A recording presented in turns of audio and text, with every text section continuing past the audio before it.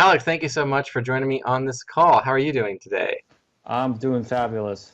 Thank you for asking. Awesome. Awesome. So just can you share a little bit with me about the business that you're launching and, where you really want to take it and kind of just before we first met, just to share a little bit of the backstory. Well, before we met, I've been in the flooring business for about 12 years now, and all I really did was installing all kinds of different floors for all types of different customers. And I got to the point to where I started thinking, I have to take this thing to the next level. And my biggest concern and my biggest problem was that I did not have this one unique target market that I could really focus my attention on. It was mostly just scattered market in terms of I was installing anything for anybody. And this is where my biggest concern and my biggest problem, my biggest weakness was, at least to the best of my Sure. knowledge. And this is when I've decided that, you know what, I need to take this step and really, zero down on something that will be the best client for me, and so I can focus all of my marketing efforts on that particular person.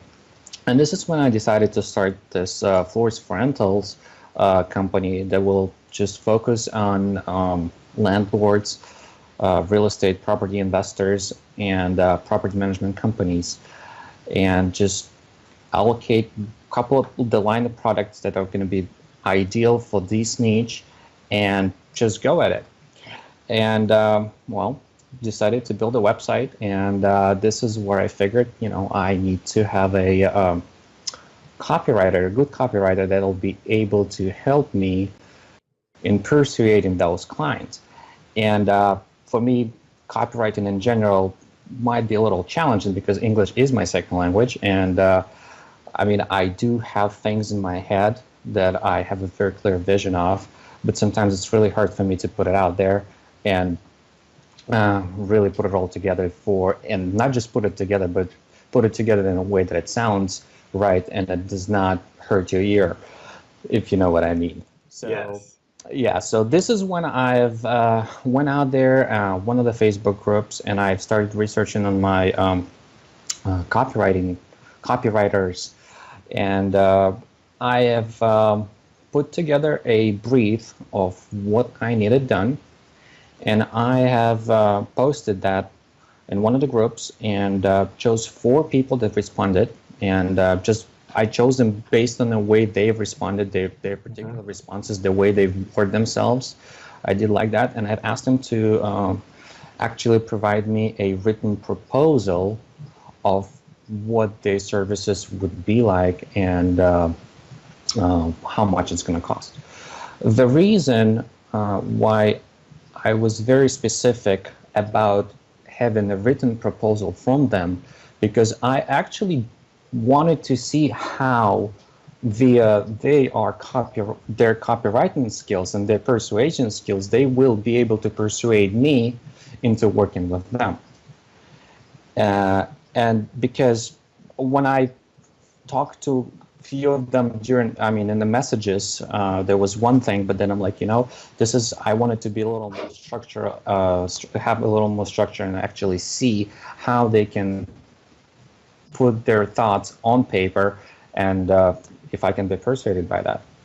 And this is basically, this is how I started, and this is when, you came on stage as well, and your proposal as far as the persuasion of myself, I liked it the best. I thought, okay, this sounds the most natural way for me to say yes. There were others, and I'll tell you, honestly, the price at that point did not really matter to me, because I think this is one of the things to where saving extra couple of bucks is not gonna really matter.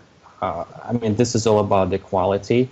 If you can get this thing to really going for you, the money invested will be paid back over and over and over and over again. So I really had no problem with that. For me, it was more about that written proposal and what it's going to look like.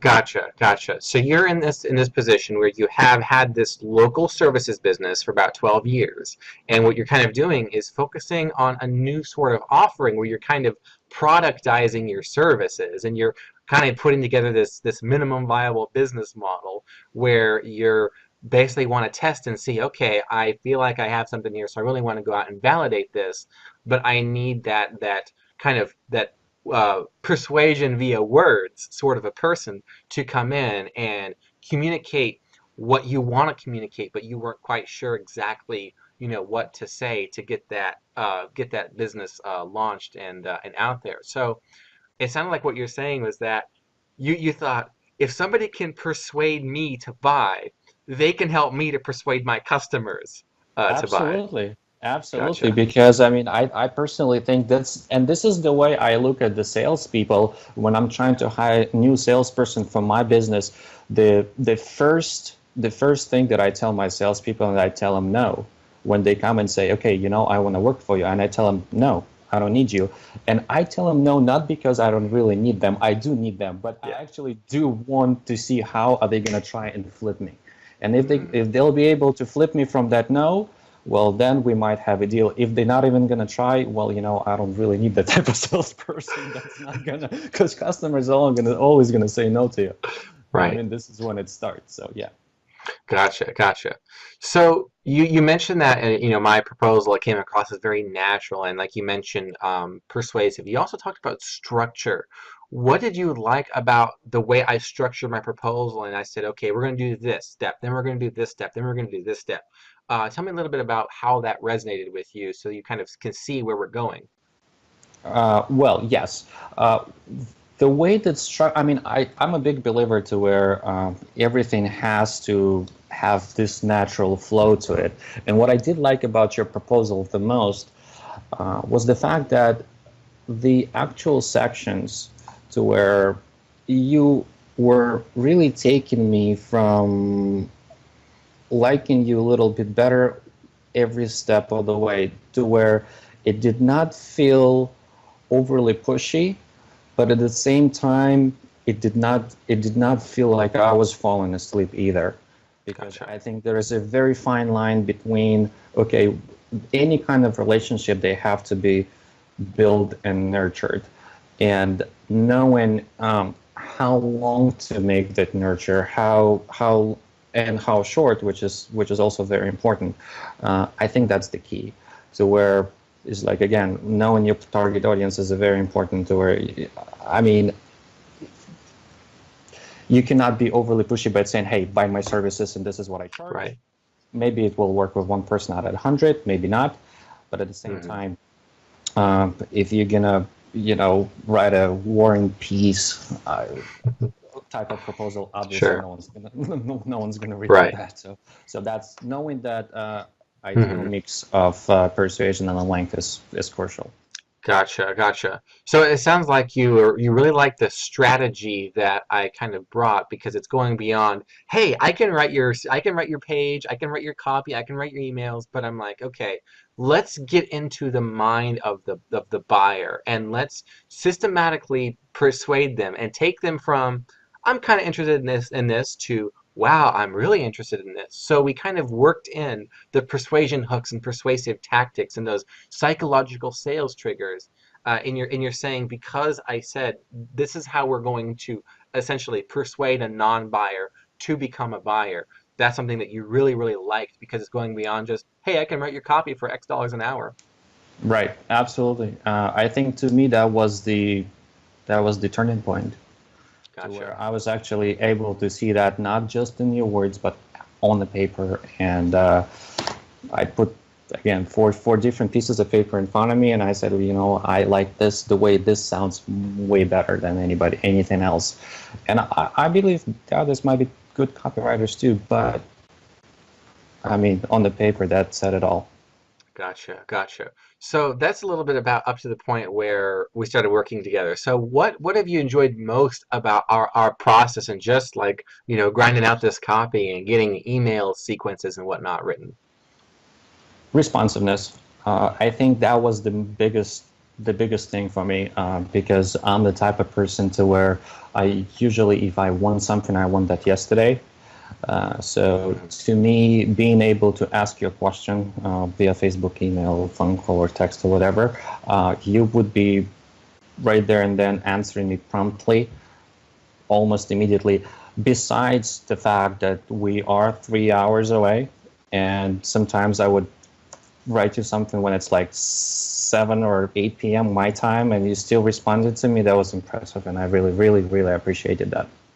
Awesome, awesome. I'm certainly very, very glad to hear that. Now, with the position you're at, I want to talk a little bit about, going forwards and what the future looks like. So, you wanted to get get this business off the ground and start launching your advertisements and bringing in the traffic and bringing in the leads and bringing them to the point where they can become customers. So how do you feel knowing that you are launching this business with highly strategically persuasive content in emails where we've done the homework, and I started the first 2 weeks for just research and interviewing people and saying, we're going to speak to this pain point, we're going to speak to this desire, we're going to speak to this interest, and here's how we're going to do it.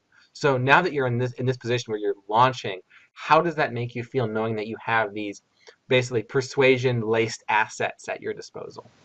Well, it has definitely boosted my confidence level, absolutely, because again, just going back to where I came from, English is not my second language, so just having that copy behind my back, I do really feel, well, empowered, if you will, and that really did help my confidence, and I'm really optimistic moving forward.